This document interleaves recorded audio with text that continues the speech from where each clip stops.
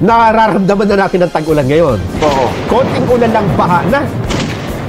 Kung matatandaan natin, ipinagmalaki po, alam ko sa SONA pa lang ito, ipinagmalaki na ha? Oh.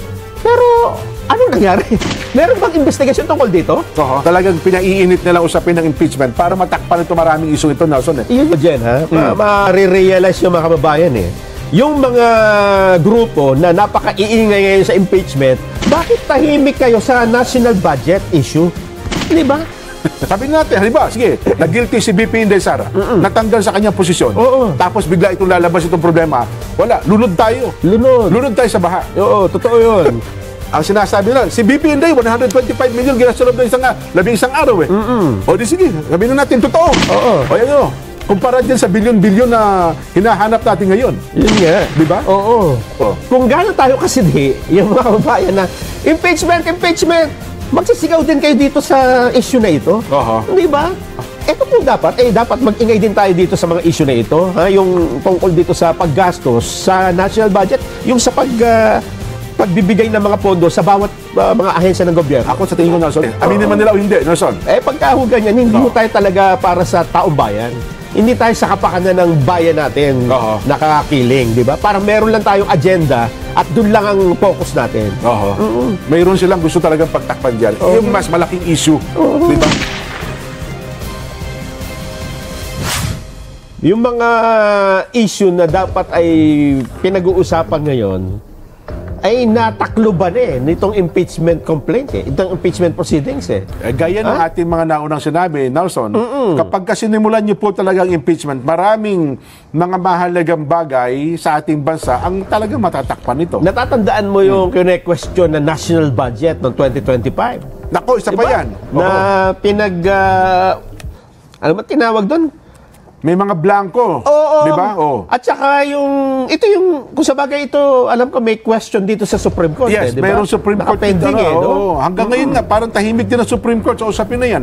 Hinihintay pa natin. At, siyempre, habang nakapending yan, dapat binabantayan na rin natin paano naman ang gagawin nila sa 2026 national budget, di ba?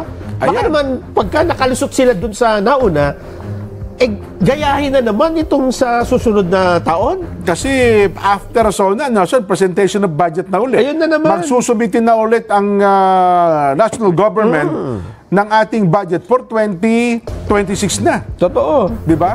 Tapos hindi pa natin nare-resolba ang question sa 2025 budget. Ayun nga. Di ba? Eto pa. Nararamdaman na natin ang tag-ulan ngayon. Konting ulan lang, baha na. Pero matatandaan natin, ipinagmalaki po ng Pangulong Bongbong Marcos, alam ko sa SONA pa lang ito, ipinagmalaki na At pinaglaanan ng napakalalaking mga budget, itong mga flood control project. Pero, anong nangyari? Meron bang investigasyon tungkol dito? Meron bang lumilitaw na resolusyon o desisyon o rekomendasyon? Ito po ang nangyari sa bilyon-bilyong ginastos natin sa flood control project. Kaya po bumabaha ay dahil sa ginastos natin yung flood control project. Halimbawa lang, pero inilagay natin dun sa walang baha. Di ba? Paano mo ipapaliwanag yung bilyong flood project, flood control project, tapos bumabaha? Nako, kaya nga ako sa tingin ko, talagang pinaiinit nila usapin ng impeachment para matakpan ito maraming issue ito, Nelson. Kasi kung wala tayong issue ng impeachment ngayon, yan ang tinatalakay natin ngayon. Itong issue, Yan ang issue na mas mainit ngayon na dapat pag-usapan yan. Di ba? Yun lang pambansang budget hanggang ngayon po Maging kataas-taas ang hukuman, bakit hindi po gumagalaw sa usaping ito? Parang habang tahimik, aywan ko, may mga kumukulo. Di ba? Kumukulong issue na hindi po dapat sumasambulat ito Kumbaga pag ito sumingaw, Nelson, wala tayong magagawa. Talaga namang ang pisala nito sa taong bayan. At tinan mo, Jen, ma-realize yung mga kababayan yung mga grupo na napaka-iingay ngayon sa impeachment, bakit tahimik kayo sa national budget issue? Di ba? Bakit na ito yung national, tinan mo, Jen, impeachment. Ang resulta lang po ng impeachment, halimbawa ito ay ginawa natin ng dire-diretso at naging mabilis, tanggal lang ang Vice President eh. Oho. Yun ang pinaka-lundo niya eh. Tatanggalin Yes. or Oo. mananatili. Oho. Kapag ka ba tinanggal, halimbawa, naging guilty, Oh, si BP Inday, naparusahan, halimbawa na, o tinanggal sa kanyang pagiging Vice President. Oh, yung baha ay makokontrol? baka tumigil. Aayos na ba yung budget? Oho. Di ba, masusolusyonan na ba yung inflation at kung ano-ano pa? Oho. Ito po dapat mag-ingay din tayo dito sa mga issue na ito. Ha? Yung tungkol dito sa paggastos sa national budget, yung sa pagbibigay ng mga pondo sa bawat mga ahensya ng gobyerno. Ako sa tingin ko, Nelson, kung mangyayari yan, sisipa ang lahat, pagtataasan. Paanong sisipa? Ibig sabihin kasi, hindi tayo nag-focus dyan eh. Yung magiging epekto ng pagbaha, yung epekto ng presyo ng bilihin, Yun. di ba? Yung ating national budget, sapagkat tumahimik tayo, yan ang problemang hindi mawawala eh.